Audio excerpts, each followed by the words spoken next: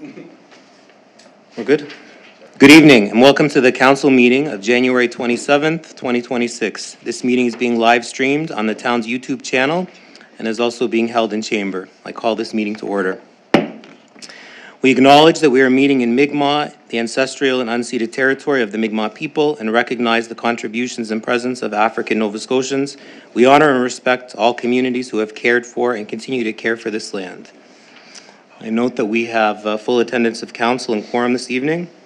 Begin by asking if there are any declarations of conflict of interest with respect to today's agenda. Councillor Hamilton. 6G, Fire Services. Okay, thank you. We have a proposed agenda in front of us. I would entertain a motion to accept the agenda. Deputy Mayor Kroll and Councillor Maxwell as a seconder. All those in favor? Those opposed? Motion is carried.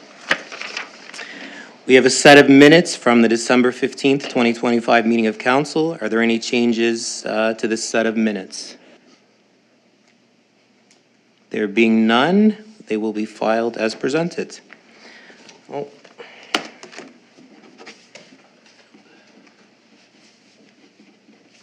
Thank you.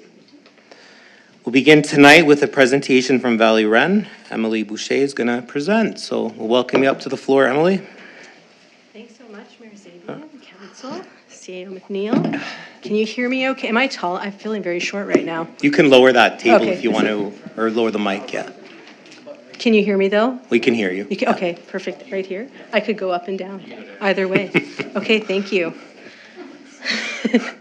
So I'm going to try to keep myself on track. Obviously, please let me know if I go over time. I tend to ramble when I get excited about certain topics, so I'm trying to keep myself on topic. Okay, perfect. Thanks so much for the opportunity this evening to highlight Valley Wren and our role in delivering regional economic development on behalf of our partners. I wanted to take a bit of time just at the beginning to really highlight economic development as an ecosystem and the role of Valley Wren within that, and then just highlight some of the core activities that we have underway. I know you're quite familiar with Valley Wren, but I think the last time you probably saw this slide was a year ago during the initial orientation with new council. So just wanted to provide a quick overview on that. As you may know, in Nova Scotia, there's typically 4 tiers of economic development. Some smaller regions only have 2 of these tiers. Larger regions, like ourselves in the Valley, we are the second largest economic region in the province, typically have 4. So just to review them, sort of a basic overview on this sort of upside down pyramid. At the local level, you typically have your business associations, business improvement districts, and their function is typically focused on a very specific geography, like a downtown core. And the typical roles tied to that are usually tied to marketing of the businesses in that downtown core, advocacy, and beautification. Then at the next level, you have municipal and First Nation. And at that level, it typically, again, this changes for each municipality, but typically provide legislation, policy, guidelines for planning, land use, bylaws, et cetera, and really ensures the efficient and cost-effective service delivery. Within that, you also often have community development as well, often tied to community municipal-focused events. Then at the regional level, you have the Wrens. So as you know, we're one of 7 Wrens across the province. And we take a collaborative approach to economic development focused on collective impact. So that often means a few different things. We're often actually the liaison between all of the other tiers of economic development. We carry out the economic development strategy for the entire region on behalf of our partners. And our catchment area covers from West Hants down to the town of Middleton. So what does this mean? And I'll get into some of our activities shortly. But we lead larger regional enhancement initiatives, sector development projects that are more effective when done at a regional level and cost less for municipalities when done at a regional level. So I'll talk in a minute just about our tourism project, which you had a presentation in December on, just to give you some of the background context on sort of what the work looks like when we take on some of those initiatives. But we also provide business support services, and often those services and programs are developed based on identified gaps or opportunities for the region, focused on supporting regional economic growth. And that's really tied to the concept of a functional economic zone. So in the Annapolis Valley, our functional economic zone is from West Hants, actually down all the way to Bear River. And that's where people live, work, and play. And it's the concept that economic activity doesn't simply stay within municipal borders, it flows. And Kentville, actually, as a regional hub, sees that more than any other area in our entire catchment. But that's why the numbers that we provide, the stats we provide, are at a regional level, because they're important to every single member of Valley Ren. So that's an overview on Valley Ren. And then at the provincial level, you have Invest Nova Scotia under the Department of Growth and Development, and their primary focus is on investment attraction. And I will talk a bit about that. But typically, if, for example, a new business that comes to Kentville from outside of the province, they're typically engaging with all 4 levels of economic development. They would initially probably go with Invest Nova Scotia, then could come to us, and then we would typically connect with the other tiers. That's just an example. If there's a business coming from another part of the province, they may only engage with at the municipal, regional level, or local level, and may come to either of those at any given time. But part of our role really is to make sure that we're all connected at all of those levels. Any questions on that? Oops, I went the wrong way. So just to highlight on the sector development side of things, because this is a large function, core function of Valley Ren, is taking on large sector development projects. These are often multi-year projects. They take significant time and effort to deliver and implement them. So in December, you would have had the presentation by Genevieve on the foundational work we've done to establish a destination management and marketing organization, which is the aim of that initiative to help grow our tourism sector here in the Annapolis Valley. So I wanted to highlight some of the background work that Valley Ren does tied to that, and I just want to use that project as an example. So I didn't even highlight, actually, on this slide, the work that went done into the consultation and the delivery of the actual regional tourism strategy. This is just for the implementation of that strategy. So Valley Ren worked on securing funding, working with partners to develop the implementation process of that strategy. We did the hiring to get a staff lead to undertake that work. We also established an industry-led working committee to ensure industry was at the forefront and their perspectives and experiences were guiding the project. And that committee actually meets on a monthly basis.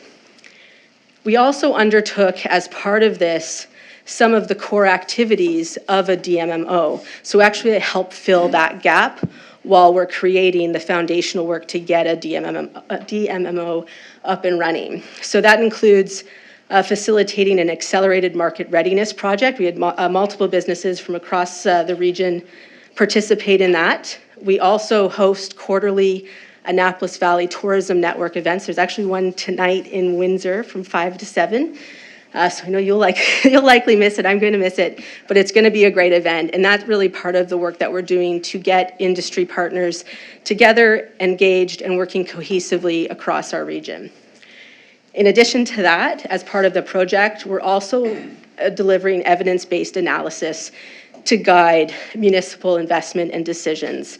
So, for example, the work we're doing around a regional marketing levy. I think we did at least 5 reports in the last year in consultation to lead us up to that sustainable funding framework. So that, again, is just an example of the background work that goes into a project like that. In addition, during this process, and this will be of particular interest to Kentville with NSCC King's Tech, you're likely aware of the program cuts and reductions made to the tourism and culinary programs there. We recognize that as a barrier to economic growth, in addition to the cuts we're seeing around immigration programming. So we brought our industry partners together and we developed an economic impact report and are now working closely with both NSCC as a major employer in our region, but also industry in the tourism sector to look at how we can address those reductions and look at reimagining programming so that we're not losing access to talent here in Kentville, but also in the entire region. So that's, again, I wanted to highlight an example of some of the behind-the-scenes work that's done, and that's just one of our 2 major projects underway on top of the programs and services that we offer. How am I doing for timing? You got about 5 minutes. Okay, I think I can get through. I'm just going to have a little sip of water. All right.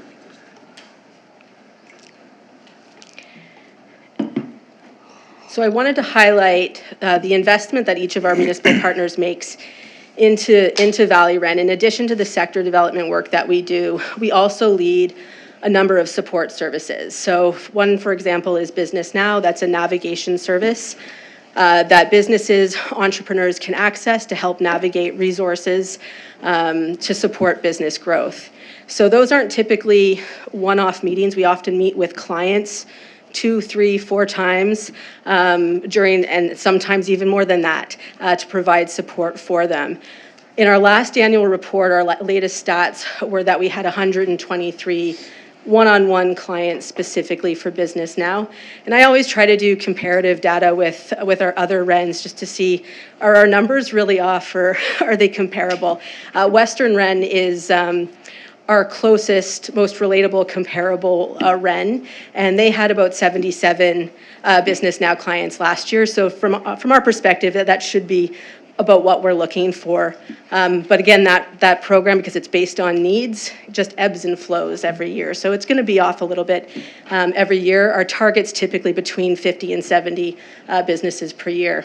But just a fun fact, 50% of our clients are actually entrepreneurs. So they're not even, at this point, they're in the ideation phase, so they're not even a business yet. So we're helping fill a gap area in that regard within the region. We're also undertaking business retention and expansion, also known as BRE.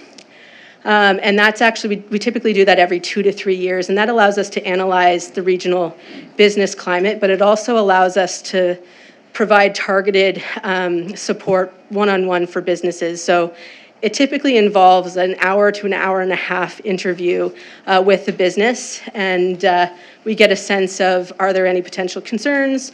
Are things going really well?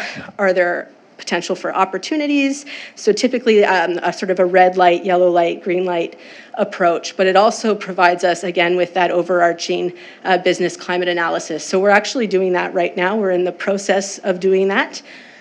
So we'll be looking certainly to talk to a number of businesses in the Kentville area. I also wanted to highlight our immigration and settlement navigation program. That was a pilot that was launched 3 years ago. We're entering the last year of that pilot, and with the intent to expand it with a focus on retention and retaining talent here in the Valley and supporting both employers and newcomers within that. Last year, we had 263 clients. We have one team member who oversees one-on-one 263 clients. It's the most widely used program across the province. Here in Kentville in particular, this year alone, our stats are looking like businesses here make up about 20%. That number isn't the 263, but that's for this year. So it's a widely used program, particular in Kentville, as well as in West Hants and Middleton.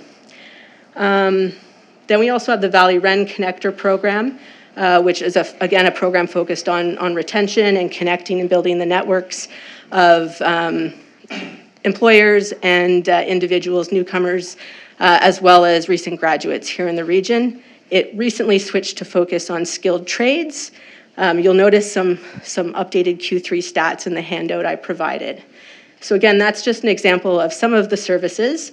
We also provide investment readiness tools. So we do have a site selector tool. It's a land and asset database. I think I probably spoke on this one at my last presentation.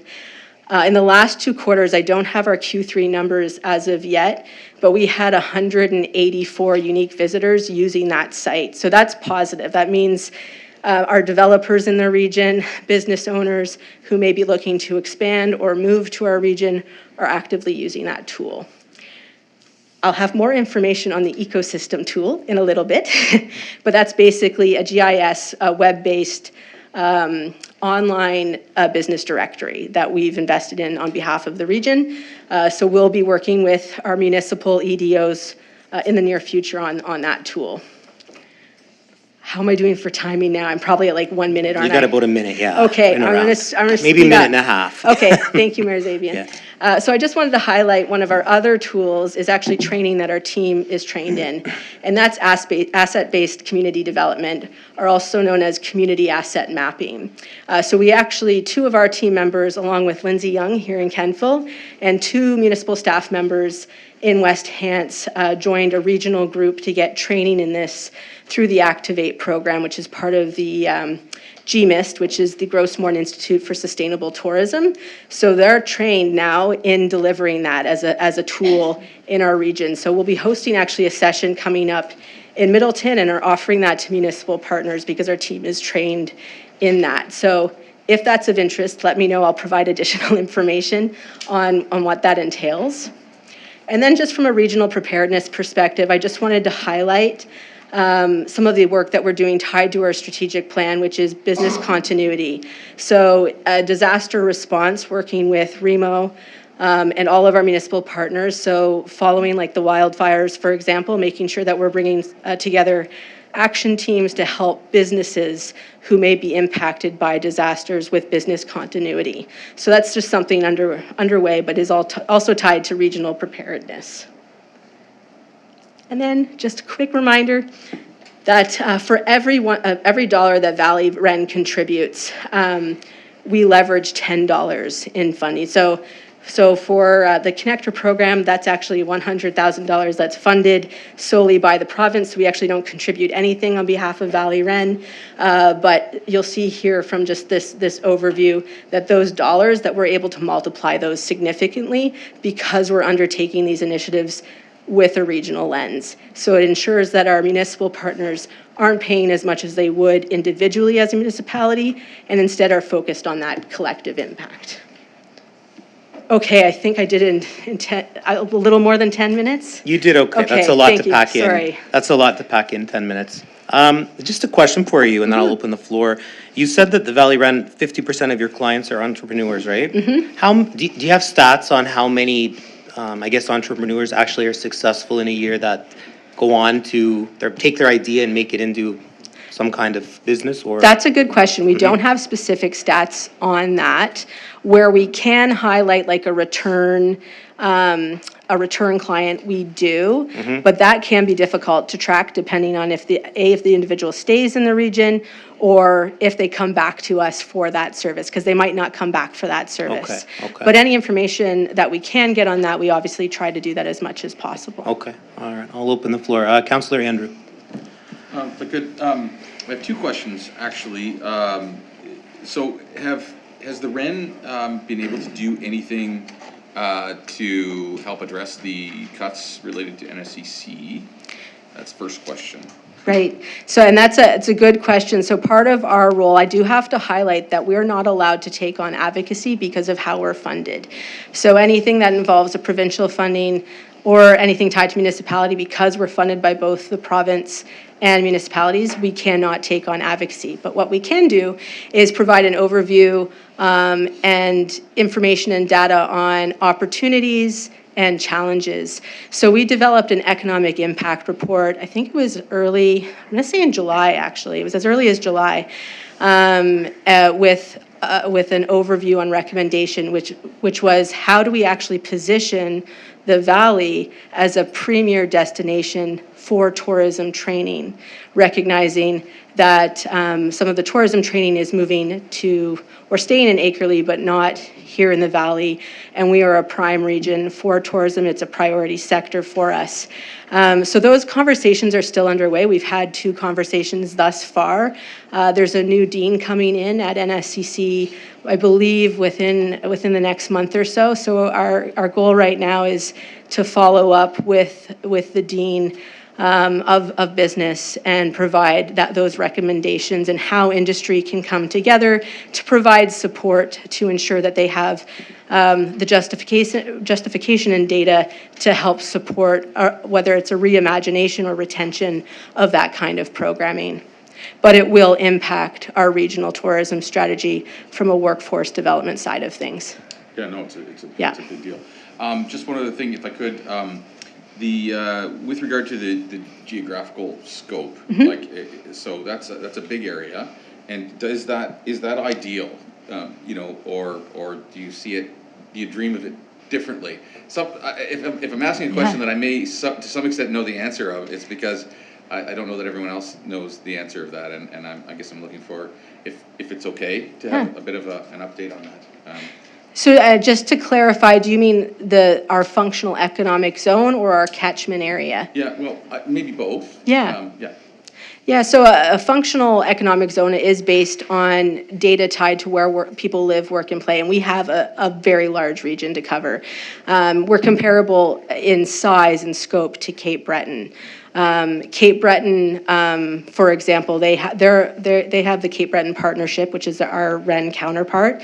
They actually have two RENs under the Cape Breton Partnership to cover that region. So we are a smaller team covering still a fairly significant region. Annapolis County has never been a member as of yet of Valley REN. There's certainly discussions underway so that we would see ideally our entire functional economic zone working and operating cohesively. It allows us and strengthens our ability to function cohesively as a region, especially when we're going after larger projects. That being said, we recognize as a large region there's a lot of differences too, and how do we create more cohesiveness along those lines? So that's a conversation that I think will continue to be ongoing for a bit. But I will highlight that we actually 2 weeks ago, with the Outpost for Public Sector Innovation, they lead innovation sprints within the provincial government. And because we're also funded under Department of Growth and Development, we were able to access their facilitation. And we brought together 15 to 20 of our anchor employers to come together for an innovation sprint, for a 2-day sprint at NSCC King's Tech. And the goal of that session was, how do business leaders and community leaders come together to enhance and promote our region as a great region to do business? How do we improve that? What needs to be done? What are the barriers? And how do we actively come together to be more cohesive?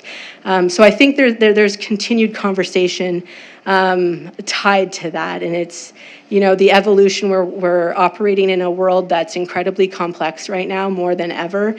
We're seeing systems breaking down, and we need to come together cohesively. Thank you. Councillor Baker. Thank you, Your Worship. Thank you, Ms. Boucher, for the presentation. I look forward to the opportunity to meet with you later next week. I just had one question about the Q3 report. Yeah. The newcomer support that you provide, is that particular to one market segment, or is that everything based on the client's ability, or are you? Yeah, so do you mean specifically for the newcomer? Yes. So any newcomer, whether or not they have permanent residency or a closed work permit, they're able to access navigation support. So basically our role is just ensuring that they know where they can go to get the support they need. So if they're looking for another form of employment, we might be sending them to PeopleWorks, for example, or if they're looking for more cohesive community engagement, we may be connecting them with VCLA or a whole bunch of different initiatives. We work really closely with LSI and IR IRCC, both the federal and provincial immigration programs, to ensure that information at those levels is coming down at a regional level. But it's across the sector, across sectors. Yeah. Thank you. Councillor Savage. Thank you, Mayor. Thank you. Sorry. Thank you very much, Emily. That was great presentation. I love your passion. It's always so apparent. The site selector tool, the land and asset database. Yeah. So does that include like what the zoning is and like what municipal planning strategies for various regions and things like that? That's right. So it does include zoning information. So we've reached out and connect with our municipal partners to provide that information through their GIS and planning team members to make sure that that's updated and accurate. We also hold commercial listings. So anything that goes through Space List or data sets through Esri are included in there. So for example, the Department of Ag uses that. We have everything from like soil level data and that sort of thing. Because the aim is to make sure that any business looking to come to the Annapolis Valley has access to the information that they would need to know, okay, this is a great location for us to do business here. Here's potential commercial property. Here's land available. We can get data on where's the nearest cold storage facility. What's the driving distance from point A to point B to access employees, or any information like that that tool can be used for. Well, that's what a successful tool. That's great. So we're the first economic development organization in Atlantic Canada using it. The new ecosystem tool will be the first in Canada to use it. And what it offers us is insight into business sector clusters, which again, it's part of the investment readiness approach that Valley Ren takes in alignment with support with Invest Nova Scotia and the work they do for investment attraction. Okay, wonderful. Thank you. Councillor Maxwell. Thank you, Emily, for your presentation. It's very good. I just have one question. Tourism is your big focus right now at the REN. It's your major project. What have been some other major projects that the REN has done and completed over the years that would be similar to tourism? So, in the past, and I again noting that I've only been with the organization for a year and a half. The tourism project itself is actually, because we've only been in existence 10 years, that initially started with this strategy compilation in 2020. Other work that we've also done has been tied to MIT REAP. I'm going to totally get the name wrong for this. It's like the Rural Entrepreneurship and Area Accelerator. I'm totally getting the name wrong for that. But MIT REAP, it was an initiative where team members came together to identify areas of growth. And actually what came from that, we were successful, the Valley was successful in securing $100,000 to move that concept testing forward. That concept testing was completed. And we're now moving to another pilot concept, which is we call it AgriLink. It's a project focused on developing an incubation system for agri-food tech. But these sector development projects take a significant amount of time. We're talking multi-year projects to have the kind of legacy and foundation and support needed for them. So they are multi-year, lengthy projects that are underway. Great. Thank you very much. Thank you. Councillor Hamilton. Thank you very much for your report. It was really done well. Question for you about the data, prospective businesses and entrepreneurs. Is some of the data that you have just readily available publicly, or do they have to go through you to get that data? So we typically provide all of our data within our annual report. That's sort of our metric tool is our annual report. So it's on our website. If you're looking for Q3 data, we do try to share that out through our newsletter and through, you've probably received emails from me just saying, have you checked out our newsletter? And here's a Q3 report glimpse. But if there is more specific data that a municipal partner or anyone's looking for, we would help them find that. So we do have access, for example, to vicinity jobs, which Conference Board of Canada they just changed their name. I can't remember the name off the top of my head. But our team is trained in accessing some of that data too. So if there's specific data that you're looking for that might not be included specific to our programs and services, we can often help access that. Sorry, yeah, might not have been clear. Oh, sorry. I'm looking for, like, if a business wanted to move here and they Okay. wanted to see what kind of data was. Oh, yeah, absolutely. Is Sorry. that readily available? That's If they absolutely, did a Google yeah. search? 100%. And would that bring up that data easily for That's, them? that's right. So typically, economic development organizations, like if you were to look up Annapolis Valley business, Valley Ren's going to pop up, the Chamber will pop up, CBDC Hans Kings will also pop up for And the that. business data from around here. And the business will be data there? tied to our site selector tool will be there. We also do have, actually you bring up a really good point though, because we do have sort of a regional economic profile that highlights sort of our key sectors, population, that sort of thing. But we're actually, this week, just finalizing a CAN export application to get updated economic profiles done for the region, but also for our municipal partners. So that's actually something that Councillor Baker at the next LOC meeting will be discussed. But that's it's important that businesses have access to that information. So they would come to our website. That's the short answer is yes on our website. Perfect. Thank you very much, Emily, for that. Thanks. Thank you all. And Thank please, you. at any time, feel free to reach out if you have any questions. Thank you. Perfect, thank you. Council, we're going to move on to department reports. Typically, those would be at the Committee of the Whole, but due to the timing of that meeting last, or I guess 2 weeks ago, we decided to move them to council this evening. So we will begin with Planning and Development with Director Shoup.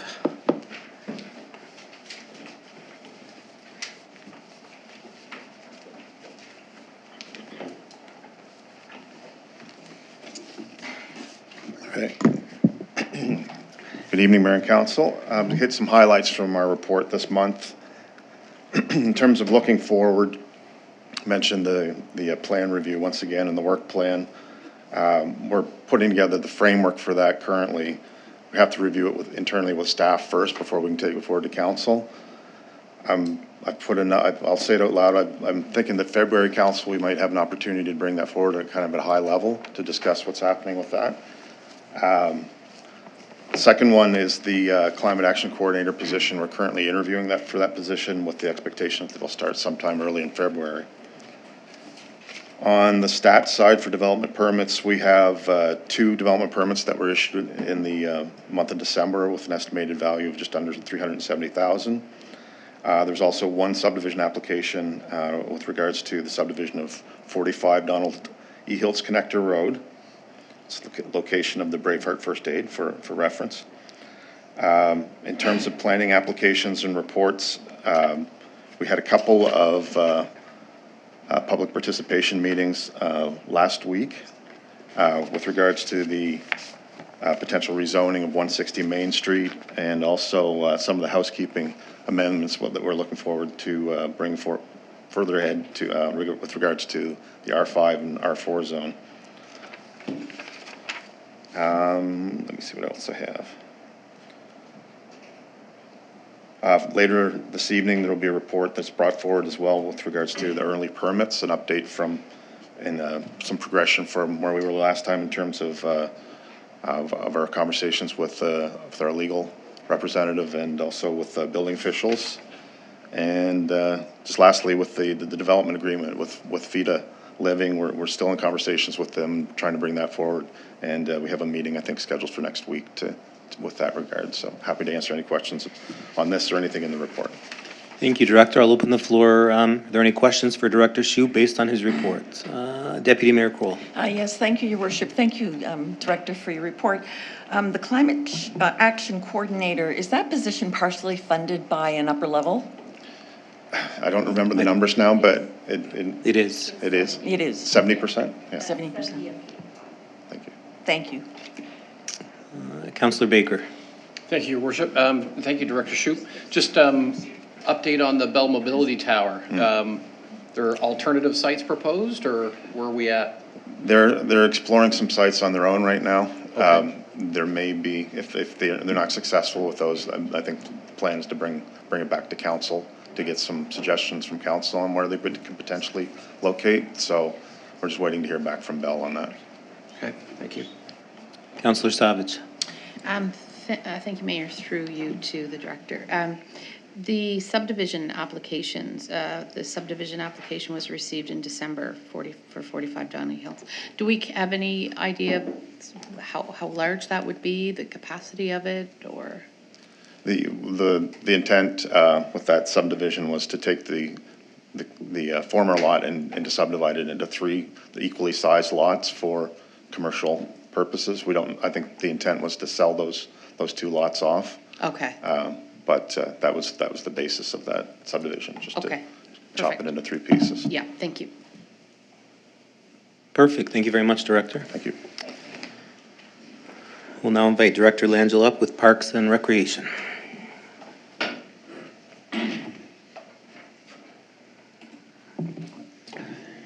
Hello, Mayor and Council. In front of you, you would have our report for the month of December. I just wanted to add a couple things into the report and then touch on one item. The first item would be our IDEA coordinators. That individual was hired December 1st. We've also registered them into the Rick Hansen certification, the foundation. So this individual, once they are certified, will be able to provide accessibility audits of all of our facilities and parks and trails. This is something that we won't have to go out externally for in the rec plan, and then into the future, we'll have the individual available to be able to continually assess our spaces. Month of February is winter warm-up. So these are pop-up community events promoting physical activity in our parks and trails. Also, community members can use the Wellnify app for free, so they can track their activities, challenge their friends and families. You can see that Town of Wolfville is doing a similar thing with the Wellnify app as well. And then one item from my report is recreation programming. So for our programs, we had very high turnout. 75% of our pickleball had filled, and then 80% of our other programs. In regards to the other programs, I just wanted to touch on the Active for Life. It was 100% filled. And then what we're hearing from those community members is the importance of the program. It's not only allowing them to get out and be physically active, but it's allowing them to make community connections. So there was one registration that came in. She came into the front desk and she was distraught about not being able to get into the 10 to 11 because that's where her friends were at. And after the program, they would go for coffee and have those type of relationships. So I just wanted to highlight the importance of some of those recreation programs that we have in the community for building those relationships. Any questions? Thank you very much. Any questions for Director Langell? Councillor Savage. Thank you, Mayor. Not a question, just a comment. The winter warm-up, I really love that. I think it's a really great idea, and I see lots of sharing of it on Facebook, so I think it's being well received in the community. So thank you for that. Thank you. Councillor Maxwell. Thank you, Director. I just wanted to comment on the Celebrate Canada grants that you applied for. I'm glad that those were applied for, and I noticed Multiculturalism Day and Canada Day. Particular Canada Day, and get some funding for that. So that was great. And your comment on the pool, I gather that everything's working well, and all we need to get those pavers in, and we should be good to go this summer. You're correct, yeah. Yeah. Pressure test came back fine. Yeah, perfect. Thank you very much. Yeah. Councillor Baker. Thank you, Your Worship, and thank you, Director. The app is what again? It's Wellnify app? Wellnify? Yeah, is it? The last information I got said it will be launched soon. Yep. And it's up and running? Yeah, it's an external software or app. Yep. Yeah, it's free to use for community members. We have the Town of Wolfville that's going to be participating, so hopefully our community will be a lot more active than their community is kind of the hope. We'll get on it right away. What we'll see, right? How do you spell Wellnify? WELLNIFY. Wellnify. Yeah, and you can find that information on our Facebook page with the winter warm-up. Great. Thank you very much. Yeah. Perfect. Thank you very much, Director. We'll now move on to Kentville Police Service and invite up Chief Smith. evening, Mayor, Council, CAO, and Deputy Clerk. Tonight I'll present for you our report from December. First, I'd like to start off by thanking, well, Councillor Hamilton might do it, so I might step on her toes, but I appreciate the previous chair that spent, I believe, 2 to 3 years term-wise with the Board of Police Commission. It's not a very well-paid job. A lot of work and time goes into it, and the dedication that they put in was fantastic. So thank you very much, Virginia Brooke, and as well as Councillor Kate Savage for her time as well in that position. So thank you. We now do have a full board. Councillor Hamilton is the vice chair. We have citizen reps Kim Clark, Penny Hart. We have a DOJ rep, which we haven't had for a while now, and she's the new chair. Previous councillor Paula Huntley. And then we have, who did I miss? Councillor Andrew. Councillor, how could I forget? Save the best I was for the trying to last. read my writing and I couldn't read it. Councillor Andrew.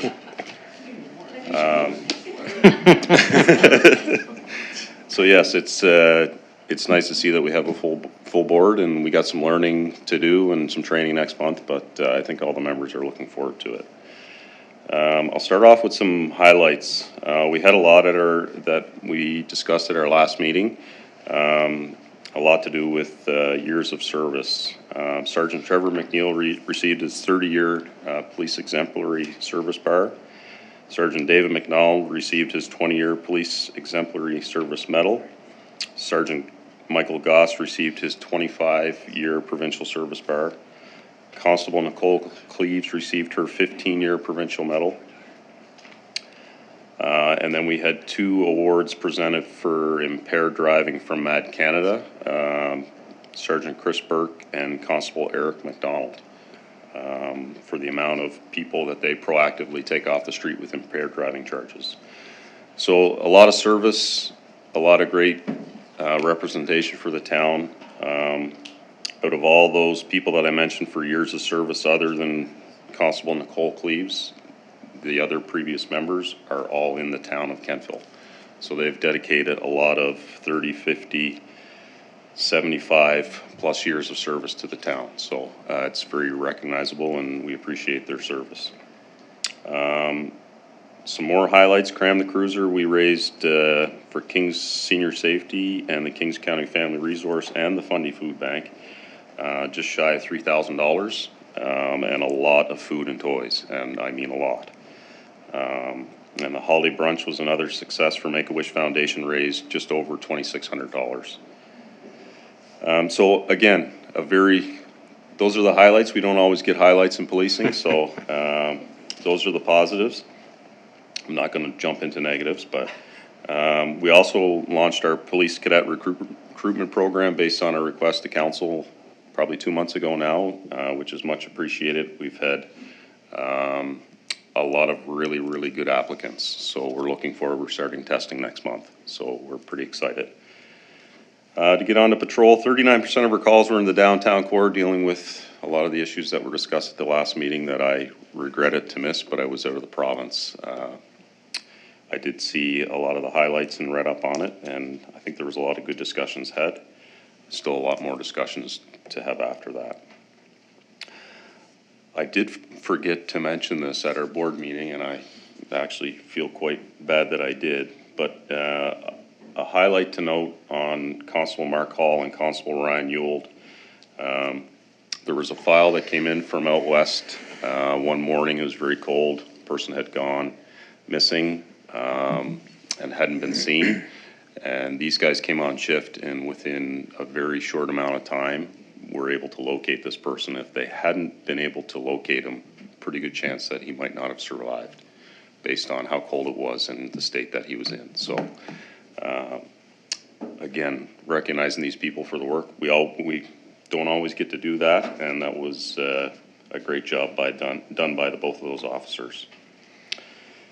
Training was busy in December, 270 plus hours. You'll notice one there, it says, we call it IARD, Immediate Action Rapid Deployment Training. I'll touch on this because it's one that we're only mandated to do every 3 years, and we've committed to do it every year. IARD training is something that will be utilized in a situation where we have to act right away with a serious, deadly situation. So, I'm sure you see it on the news in the States and areas like that, but it can happen here as well, unfortunately. So, Department of Justice only mandates 3 years, but we've increased it to once a year, and we just finished our yearly training here in December. Our community crisis navigator finally started. We got huge shout outs from Councillor Andrews, so he highly approved of our new employee, which was great to hear. We had a lot of really good feedback in the interview process with her, Emmy Manuel, and she's doing a phenomenal job. She's on the phone, it seems like 24/7 while she's at work. She's busy and she's doing a fantastic job.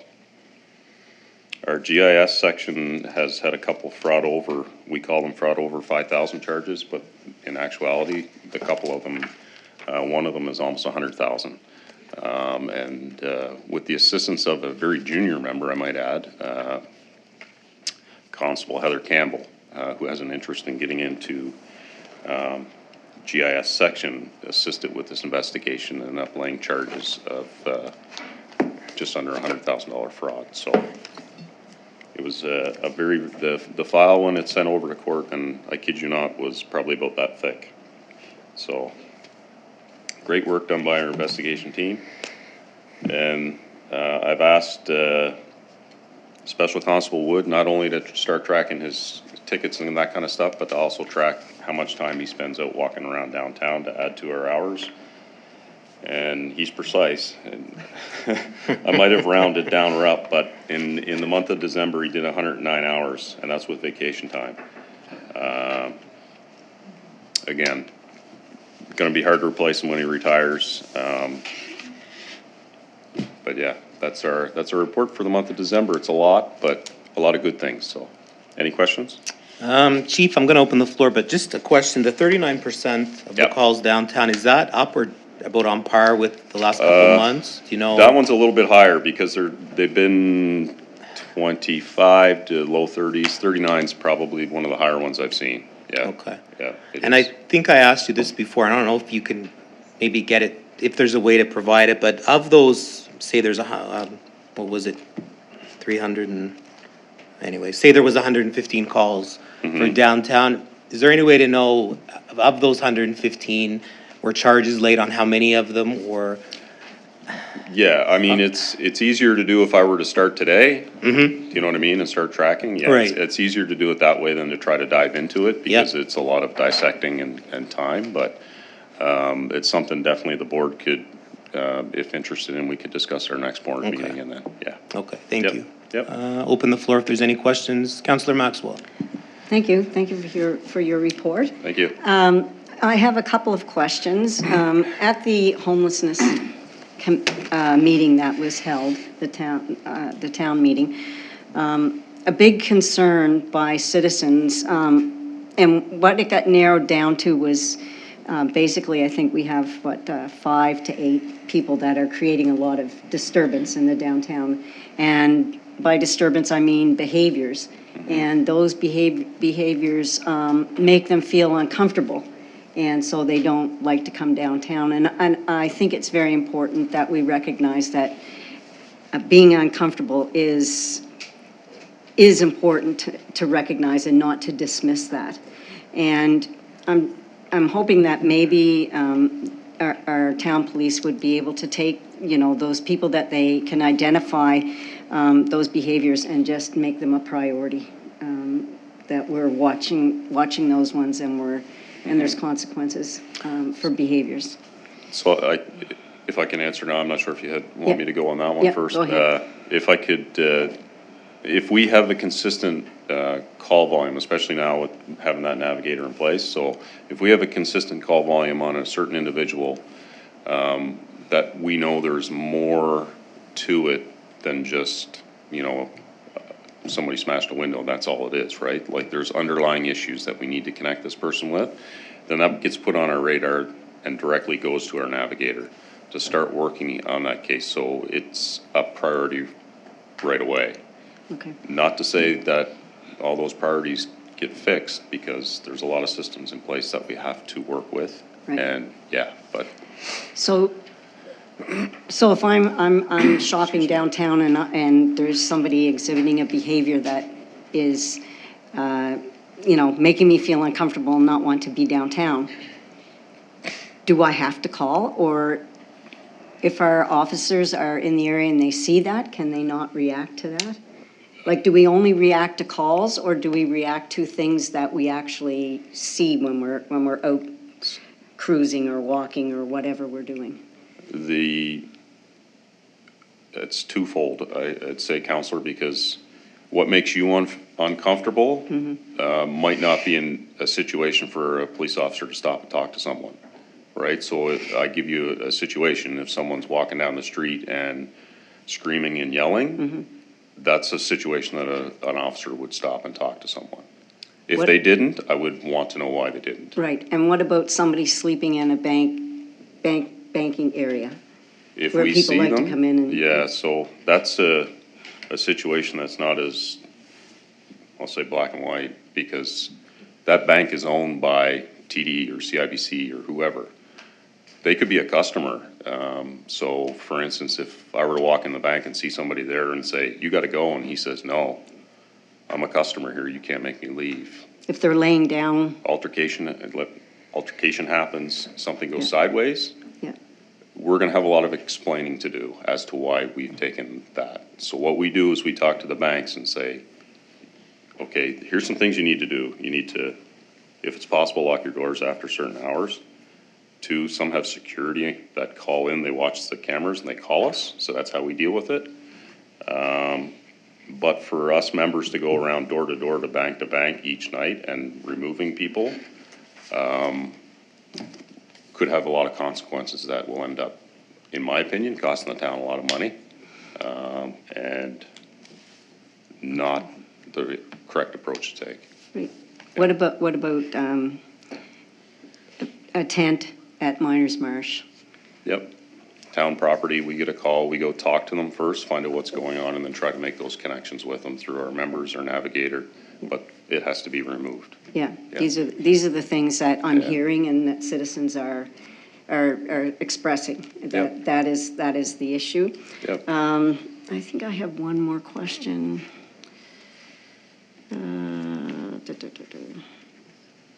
No, that's it. That's it? Thank you. Okay, thank you. Councillor Baker. Thank you, Your Worship, and thank you, Chief Smith. And thank you for the occurrence stats that were attached to your report. Okay. I think you call it the mayor's yes. report. Okay, sometimes you didn't, yeah. Yeah, this is great, and it gave us more idea as to what you're responding to, at least what, how you're able to define your activity. Yep. I guess, because Kentville is a hub for services, for social services, those who are in the unhoused situation end up here. Is it possible to look at comparable occurrence stats of our neighbors? I know Wolfville's got a younger community. Their occurrence stats would be different than ours. I'm just wondering, because the regional hubs that the province is creating activity for you that is not distributed across other communities. Yeah. I'm just wondering, are those current stats, like, is there comparable that we could look at? Because those things are being transported to Kentville. Those issues are being transported here. It would be, again, you're going to another organization, and depending on how they classify their certain calls, it might not be as accurate. Or comparable. Just in that, I do know that, services like Bridgewater Police, who's the hub, they're having the same issues, same amount of call, like it's very Truro, New Glasgow, Amherst. But if we compared that to RCMP Kings. All I can say to that is, unfortunately, we have members that used to work with us that are now in Kings, unfortunately, but they say the call volume is not the same. It's not as high in regards to those types of calls. So our policing costs have been reallocated or redistributed according to what we need to respond to, and that seems to be because we are a regional hub for. Correct. for those social services. Yeah, I just did up, I'm doing my year-end report right now for the board, which will be presented next month, and from 2023 to 2025, our call volume's up over 24%. So. And our population hasn't grown that. Not 24%. No. I don't think, anyway. Yeah. Councillor Savage. Thank you, Worship, and thanks for your report, Chief. So with respect to, I'll just go back to something Councillor Maxwell said with respect to like who comes to these calls. And when you say the crisis navigator is sort of, it's put on her radar. So how would that be different than what the officers would do? I.e., do they have to be with her? Can she take these individuals up to Valley Regional if she needs to on her own? I forget the act where it's against their will, but it's in their best interest. IPTA. IPTA, right. Yeah. So is that something she can do on her own, or does that tie up your folks as well? Yeah, so again, twofold. So there are certain situations, and that's why it's created, is there's a lot of times she can interact with clients that she doesn't need a member present. Okay. Now, if someone's under arrest under an IPTA, Right. there better be a member with her. Okay, gotcha. Because there's, obviously safety risks, Right. that kind of stuff. Okay. But having said that, there are times that she's been with a client at the hospital that's not a risk. Okay. And dealing with that, having Okay. those relationships with the hospital, it's, it does, there's a lot of positives and seeing her, and we just had this conversation not too long ago, myself and the deputy, and seeing how much, just in the last, it's only been a little over a month. Okay. That she's been in the position, and how much it's helped in that sense, taking it away from the members dealing with it. And she comes from Oasis Open Arms background. Oh, that's right. I had forgotten about that. Yes. Yeah, Okay. and Right. Yeah. I kind of put her on the spot at her last board meeting and said, did you realize before you took this job that you'd be having this many calls to deal with from the policing side? And she was surprised. Yeah. Okay. It's been, yes, very, very beneficial. Yeah. So a key position. So, yeah, great. Yeah. Thank you. I think the province should pay for it, but a key Yeah. position. So do I. For sure. Yeah. Deputy Mayor Kroll. Thank you, Your Worship. Through you to the chief. Thank you for your report. It's very interesting. I'm looking at your financial data for December. Yep. And I noticed that the back check services appears to be basically back on track. It is, yes. And I wonder if you could just give us a little update on the changes there, because it seems to me that in the past it was falling behind, and now it seems to be like it's going to hit its budget target and maybe even exceed it. I think we've exceeded it, and not only have we exceeded it, I think the amount for the positions, what it's cost to fund it is actually lower than it should be. It is, So, yes. I'd like to say it was me. It's not. I mean, we have our back check staff, our admin staff's phenomenal. Workplace culture is really good, and I think that has a lot to do with it too. They're very upbeat. You can go ask them. They're a great group, and they feed off each other, and they work hard, right? Like, I had someone yesterday that said, I want to come in, and they're like, no, we're closed. You can't. And she said, no, I want to on board. So she came in, and she had a phenomenal day. Like, wow. They just, they love doing back. I don't know why, but they love doing back check. Well, I'm glad they like doing it. Yes, I know you are. Thank you very much. You're welcome. Councillor Maxwell. Thank you. I did have one more question. On your current stats, I find these very interesting, but I don't know what some of these categories are. So, for example, under the very first one was traffic collisions. There was 6 reported, and then there was 6 actual, and then 2 not cleared. What does not cleared mean? Where are we at here? So I got The very 6 first one. reported, 6 actual, 2 not cleared. So that would be they're still open, so they're not closed yet? Okay. Yeah.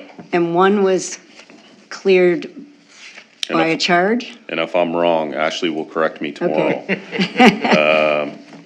So yes, one would have been by charges, the other 5 would be no charges. Okay, so we're not filling in the not charged column?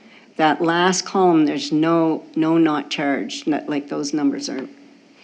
Oh, I see where you're, It's- yeah. yeah. And this could be the way I think they're all zeros if you Yeah, look at they them. are, they're all Yeah. zeros, yeah. It could be the way it's just, it shows up, but I'm not sure as to why, but Okay, yeah. But yes, basically that's how we get our statistics. We used to provide this all the time, you probably remember from board.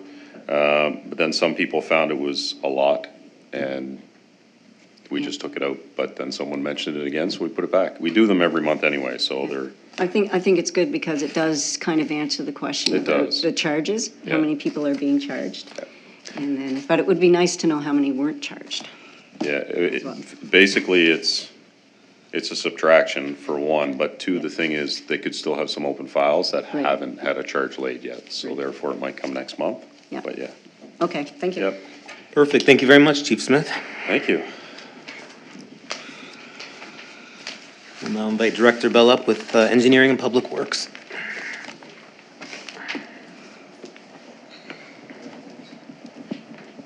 Good evening, Mayor and Council.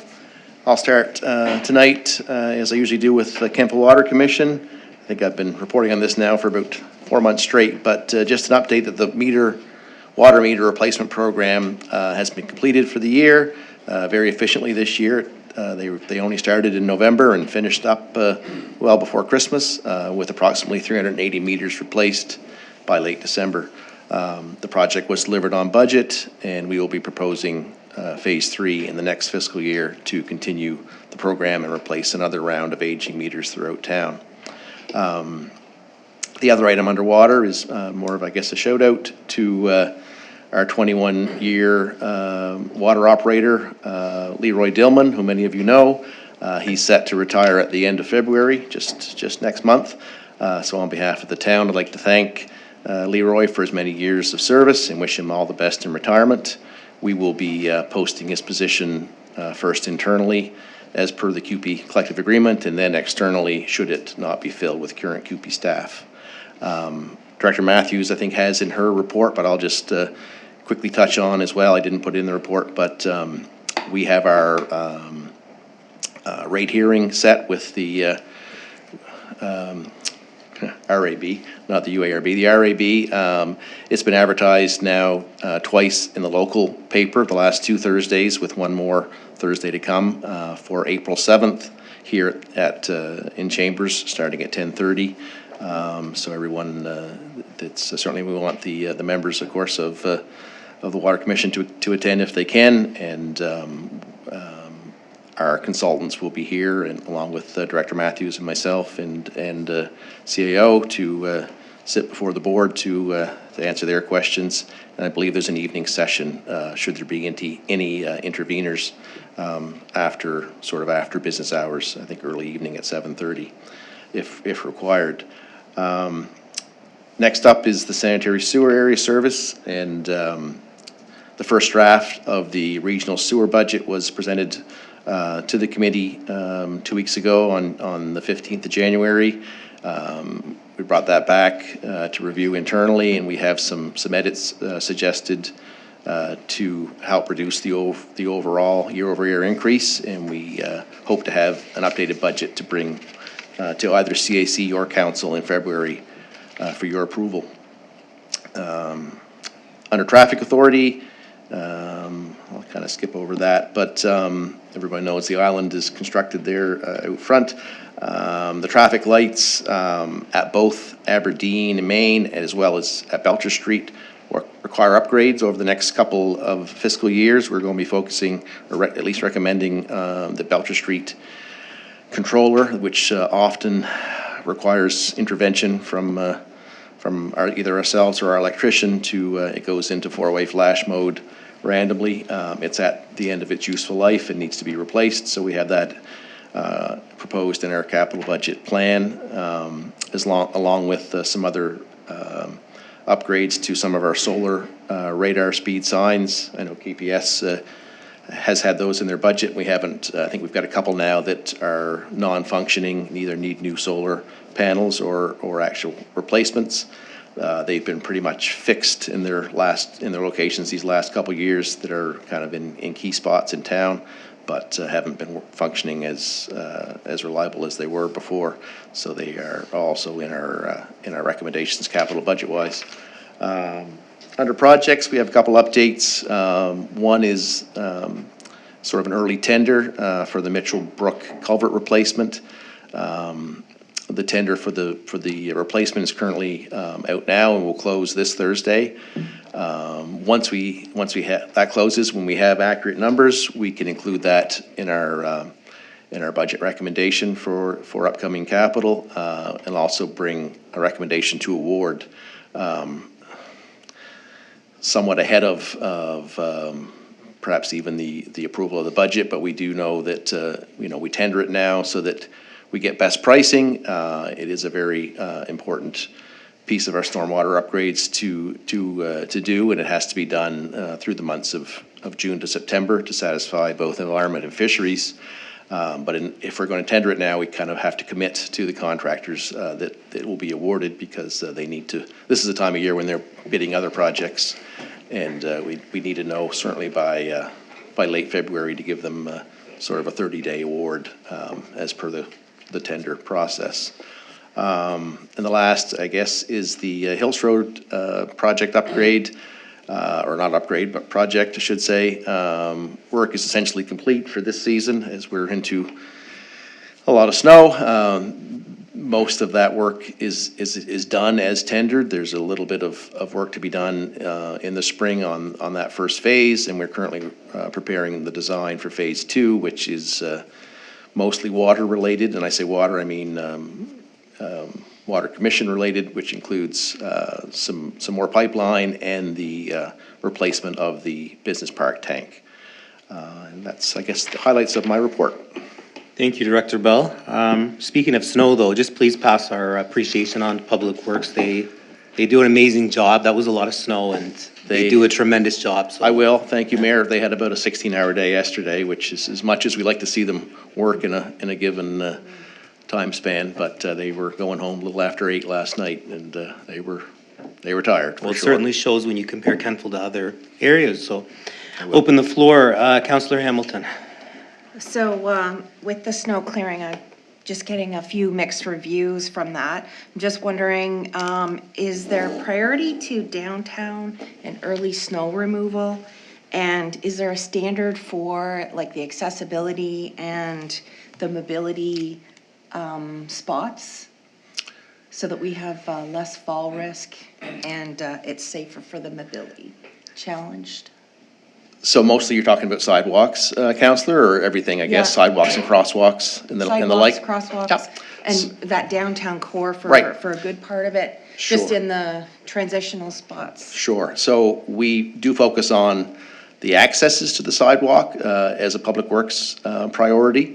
The sidewalks themselves in the downtown core, we make a courtesy pass, but they are the responsibility of the business owners to push the sidewalk to the gutter. We make one pass through, but you'll see lots of business owners pushing the remainder of the snow to the gutter, so we can then plow it through. But we make a pass through the downtown core. We try to focus actually firstly on the school routes, walking routes to KCA, but then that carries on as they pass the KCA route. They get to the downtown core, do the one narrow pass, 5-foot wide bucket, but we've got a 10-foot wide sidewalk, so we don't clear the entire sidewalk.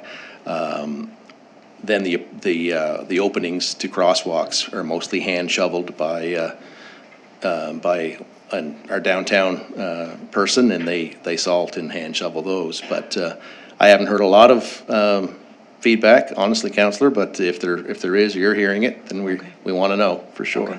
Thank you, Councillor Savage. Thank you, Mayor. Thank you for your report. I just have 2 questions. The regional sewer budget, start that again, that the recommendation was to reduce year-over-year increase. Was it another substantial proposed increase? Yeah.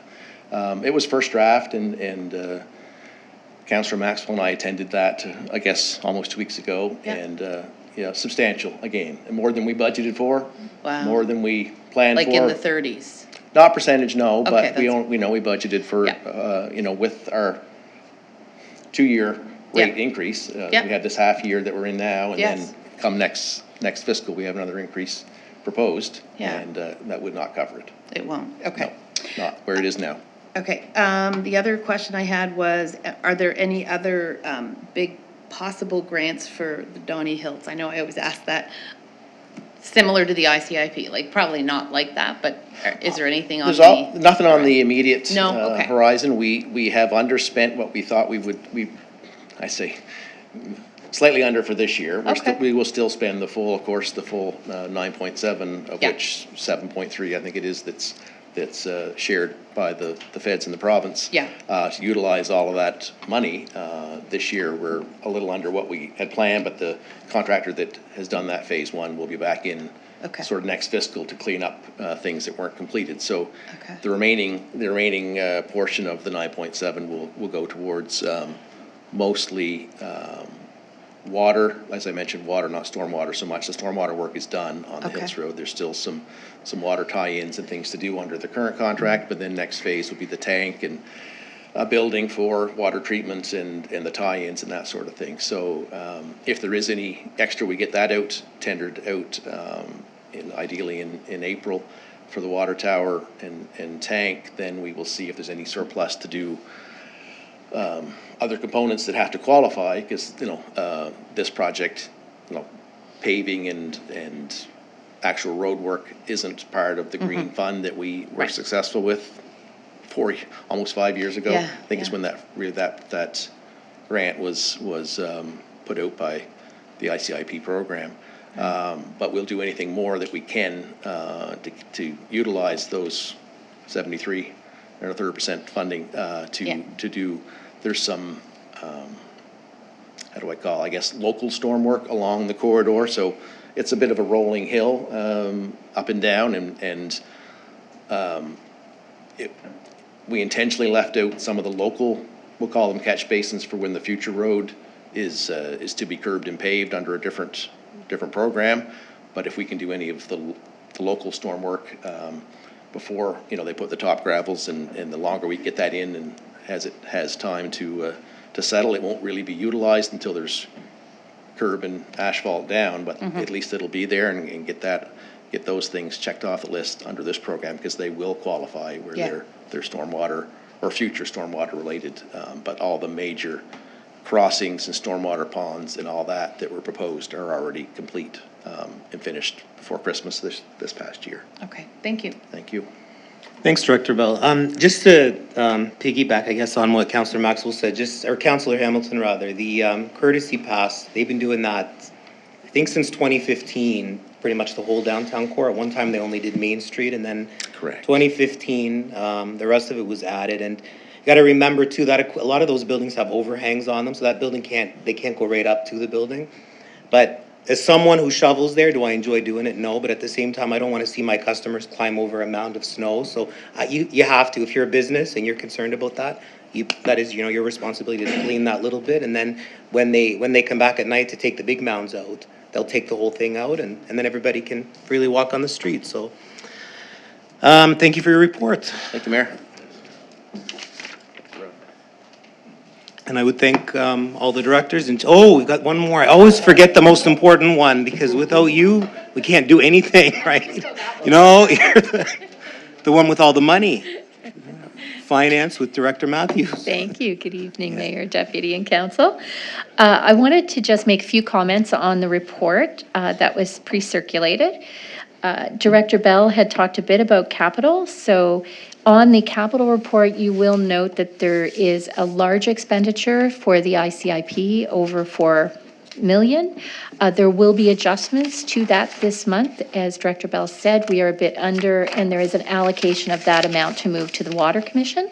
So you will see quite a substantial change to those numbers in February. I just wanted to be able to tie those two comments together for you in case you were curious about the dollar value. You will also note that in the first section of my report, I talked about cash flow challenges. ICIP in particular is a large project. We've spent over 4 million, and we still have over 3 million outstanding as payment from the province. So that is the main reason why we're feeling a bit squeezed, although we have been responding to all their questions as they ask. It's just a slow process to get reimbursement. So nothing to be concerned about other than timing around that. We also communicated with our ratepayers around the sewer rate changes, and I wanted to just let council know that we have received many calls, but less than we anticipated, and people have been very courteous in listening to our explanation around why there are the challenges that we have around that matter, and people are aware, based on the communication that has gone out, that the rates, even though the rates are very high for the last 6 months of this fiscal year, next year the rates will go down again. So that has been communicated to people as they reach out. On the statement of operations, you will have noticed that there has been some tax assessment changes, which have us reducing the value of our tax revenue each month. It's not substantial, but you will note that there's about $42,000 worth of downward adjustments, and we've budgeted 18. So that is a bit unfortunate, but not significant when you look at the overall value of our tax revenue. Deed transfer tax, you'll notice I've increased the forecast this month. The amount for December has come in, and we're already at 736,000, so I've felt pretty confident to increase that to 750. The other forecast adjustments for Parks and Recreation, we have looked at the detailed look again at the program and facilities and adjusted the forecasted amount for under budget to a little bit lower amount based on experience. So I think it went from around 95 to 45 or 48. And the other area was engineering and public works. We did a detailed forecast for them. And as people are aware from the budget discussions, we do have a manager position that's funded through that program that has not been filled. So we are under in that area. All the other experience to date, the ups and downs will really net out other than that one. We do know that we have significant snow fall in December and significant snowfall so far in January. Those landing on weekends are a little more expensive than Monday to Friday, 9 to, or what is it, Dave? 8 to 4, 7 to 3, 8 to 4:30. So we are cautiously optimistic that we will have the budget to offset that. The other area that we generally are under budget around and have that contingency in the event of excessive snowfall or other unexpected costs would be interest revenue. And because our rates have gone down and because we're having cash flow pinch, we don't have the same level of interest revenue. We expect to be on budget, but we won't be 100 to 150,000 over budget as we have been the last few years to help offset any other areas of over expenditure. So those few words of caution and good news around statement of operations. The tax billing, the last bullet on my report, you'll see that we're at 2% of our levy remains outstanding. That the number of accounts, though, that are outstanding have declined 12%. And we also are seeing a 0.9 percentage point decrease in that overall outstanding amount, or a 31% decrease this month. So all moving in a good direction for payment of outstanding taxes. And I'm open to any questions on the balance of the report. Perfect. Any questions for Director Matthews based on her report? Councillor Savage. Thank you, Mayor, through you to the Director. The cash flow pressures that you're talking about, so thanks for explaining that. Are we in the position that we have to use the operating line or anything like that, or we don't have to dip into that? For operating, no. Okay. So we have a consolidated position. So as long as the net of all of our accounts exceed a dollar. We don't need to go into a line of credit. Okay. However, for those areas where we have a temporary borrowing resolution for capital, we will have moved a line of credit over for those projects up to the actual we've spent on them to date. So we would move that over each month. Okay. Just for our 26.67% of, say, Donald Hills or some of the other projects where we have a 73% funding. Okay. Yes. And do you recall what we're being charged for the operating line, like Prime Plus something? And it doesn't have to be always get tonight. this backwards. That's okay. I believe, I will double check, it's in Yeah. our financial statements. Okay. But it's, I want to say 0.75, but one is 0.75 and one is 1.75. 75. That's yeah. probably your interest paying arrangement. Yeah. But Yeah. okay. Still pretty good, yeah. Okay, Yeah. thanks. So That's we it. avoid using it if we can. Sure, yeah. Yeah. Okay. Okay, I guess there are no more questions. Thank you Great. very much. I always forget because for so many years you were the first one, and know. thank you very much, directors and Chief Smith. We're now going to move on to our recommendations. We have 13 of them, so, you're, Sorry, Mayor, I'm just gonna do a little AV. Oh, okay, you little go AV ahead. reset for You go ahead. Victoria, she can't put the voting software up without a little, all right, should just be, hopefully, 10 seconds. 10, 9. Well, I would have. Did the Crestron reboot too? I did, I just forgot about that part. All right. So we will begin. We have 13 recommendations, so we're going to start with 6A. And the first recommendation is that council repeal policy G41, anti-idling standard operating procedure. If someone could move that. Moved by Councillor Baker, you are, okay. And Savage. Any discussion on that? There being no discussion, I will call for the question. Voting is now open.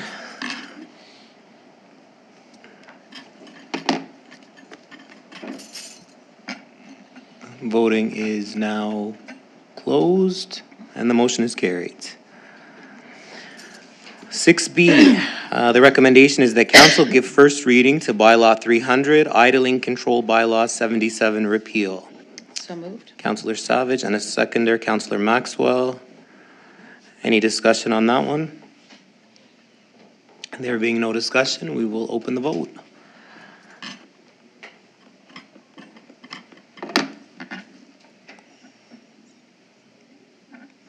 Voting is now closed, and the motion is carried.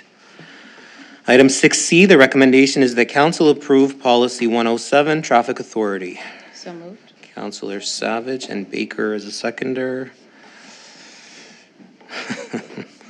Any discussion on that? We will open the vote then. Voting is now closed, and the motion is carried. The next recommendation is that council repeal policy G23, smoke-free town-owned vehicles. So moved. Councillor Savage, Councillor Andrew as a seconder. Any discussion on that one? There being none, we will open the vote. Voting is now open. Voting, wow, that was fast. Voting is now closed. Motion is carried. With a smoking hot. 6E, that council give first reading to bylaw 301, repeal of bylaw 99, respecting smoke-free public place. Deputy Mayor Kroll. Second. Councillor Savage as a seconder. Any discussion? None, we will open the vote.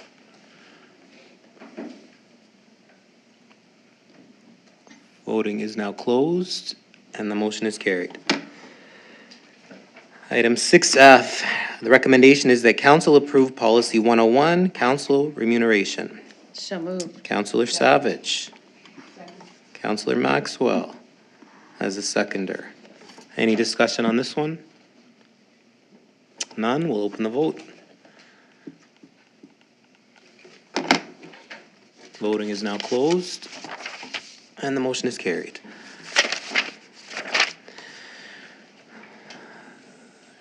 Counselor, Hamilton, if you want to sit in the audience, and then you can come back up after we voted. So the next recommendation is that council approve policy 108, fire services. Deputy Mayor Kroll and a seconder, Counselor Andrew. You're sure? It was a silent second. Any discussion on that? No discussion. Voting is now open. Voting is now closed, and the motion is carried. The next recommendation is that council approve policy 109, community investment program. Deputy Mayor and a seconder, Counselor Maxwell. Any discussion? Counselor Savage. Thank you, Mayor. I think it's probably through you to the CAO. So under the background section there, it mentions it's being recommended that this part of the grant program be funded from a modest area rate on all businesses in Kentville to be reinvested at a 70% contribution rate. So how does that modest area rate affect the levy that's being charged on businesses now as it relates to, I still call it KBC or downtown Kentville? Well, it could probably be a separate one, but CEO, if you want to. Yeah, sure. I guess. Just because I know there's some discussion around various things right now. Sure, and so preliminary discussions within staff are that right now we're providing funding to KBC, for lack of a better word. And part of that funding is being used for facade program. Okay. But we feel that the facade program has now run its course because many people have used it once, twice, and there's even some applications a third time. Okay. And so staff are recommending, and this will be discussed at budget time. Sure. For finalization, but it's probably more appropriate now to put that money into accessibility. For sure. Than it is for the prettiness part of it. Okay, gotcha. So essentially, it's being suggested to be a reallocation of funding. Reallocated. Yep, that's great. Thank you. Counselor Baker. Thank you, Your Worship, and this request is to the CAO as well.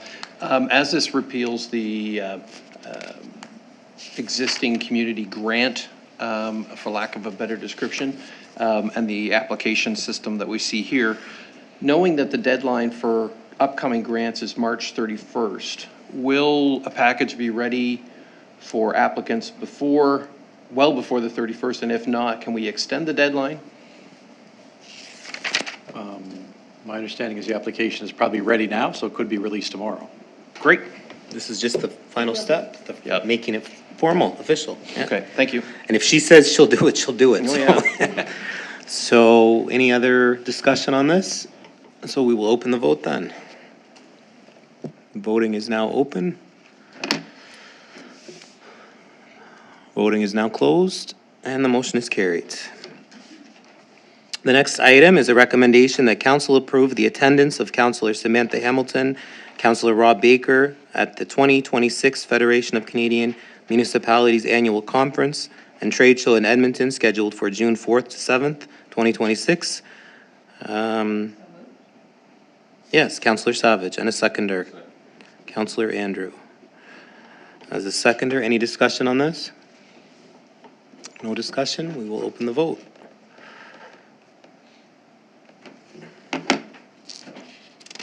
And voting is now closed, and the motion is carried. The next recommendation is that council award the RFP respecting renovations to existing town hall building to Iron Maple Constructors in conjunction with Teal Architects for the stated price of $473,183 plus $450,000 cash allowance, and further that council give pre-budget capital approval for this to be included within the 2026-2027 capital budget. Moved by Councillor Andrew and a seconder, Deputy Mayor Kroll. Any discussion? Councillor Savage. Thank you, Mayor, through you to the CEO. Is any of that covered by grants? I know I'm always asking about grants, but. None of it's covered by grant. There you go. Sorry. None of it's covered by grants at this moment because we don't have a project. once we have the project identified, then we can then use that project scope and all the criteria to then apply for grants. Perfect, great, thank you. Any other discussion? Okay, there being none, we'll open the vote.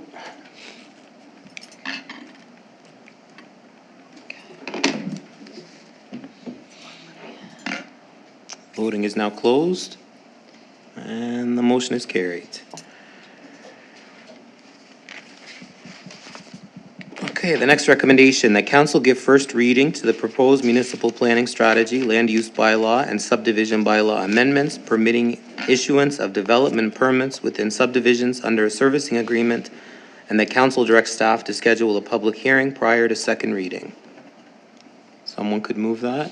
Councillor Baker, and a seconder, Councillor Andrew. What's with the silent motions?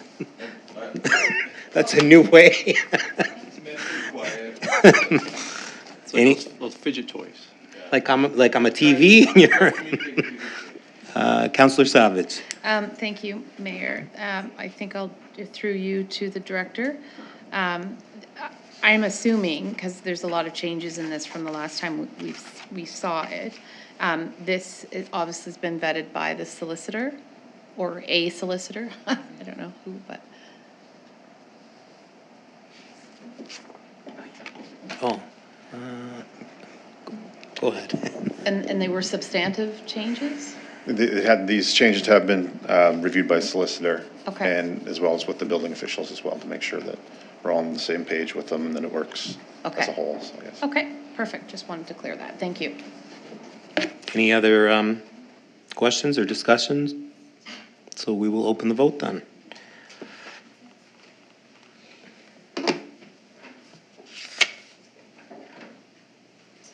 Voting is now closed, and the motion is carried.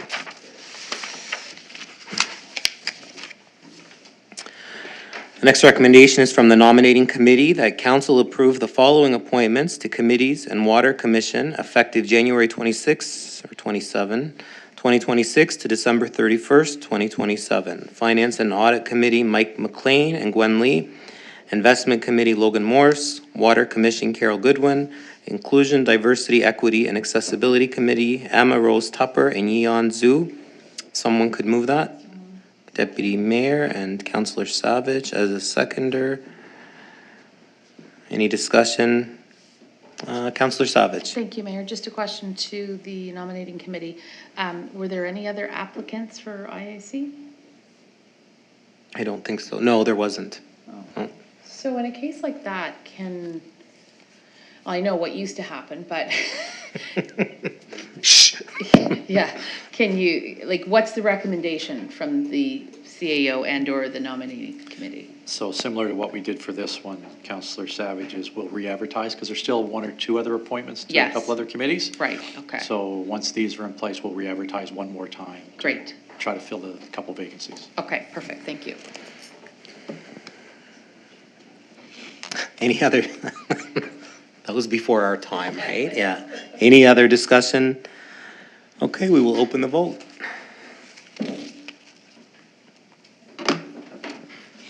Voting is now closed, and the motion is carried. So Councillor Andrew, just a reminder, you were absent from the public hearing, so you have to abstain from voting on this one. That council gives second reading to amend the municipal planning strategy and land use bylaw to redesignate and rezone 153 Belcher Street, PID 552-65250 from residential 1 and 2 unit dwellings R2 to commercial highway commercial C2 to permit the relocation of an existing dental clinic. Councillor Savage and a seconder, Deputy Mayor Kroll. Councillor Savage. Thank you, Your Worship. Probably directed to the director. So the existing property there now, if I recall back from the information session, can be converted into multi-unit residential. I would note that that would be a separate application, but Oh, it that would. that's the intent, is to discharge the current development agreement. Yes. And to pursue a different path with that property, a residential. Okay. development, Yeah. So how many units could go in there? 4? Sorry. Yeah, we'd have to look at that. It'd be Yeah. based on a number of factors, but I don't have a good answer for that at this time. I can't speculate on it, No, basically. that's okay. Yeah. No, I'm just kind of, thinking ahead. Thanks. Any other discussion? We will call for the vote.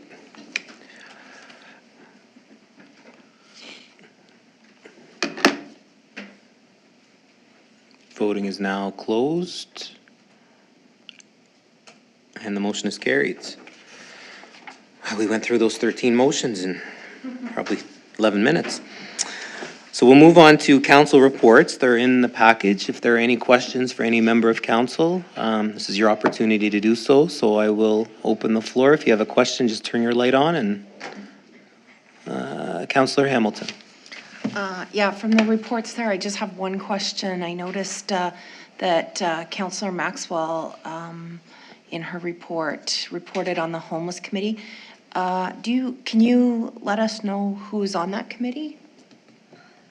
There's over 15 people on that committee, all from government agencies, and all I can tell you is that there's a councillor from Kings County, one from Berwick, and myself. But as far as, and Councillor Andrew, and as far as that, I can't name all the rest of Sorry. Is there anywhere to find out the You could- minutes from that? Could probably email them and You could ask them. probably email. Mr. Lohr. Yeah, MLA, John Lohr. He chairs it, so I'd probably reach out to him, Okay. and, because it was all volunteer-based, so. Anything you, oh, you're on or off, you're hot or cold? That's a song. Yeah. I think there is an email address that people, so I think the committee was formed from the initial public meeting. People signed up, volunteered to be on the committee. So that's how I think the representatives for the most part were picked. And I think there is an email address for the committee. I think it's like KV homelessness. Yeah. At gmail.com or something like that. And I think if you email them and ask for updates, they'll put you on their mailing list or their email list to get regular updates.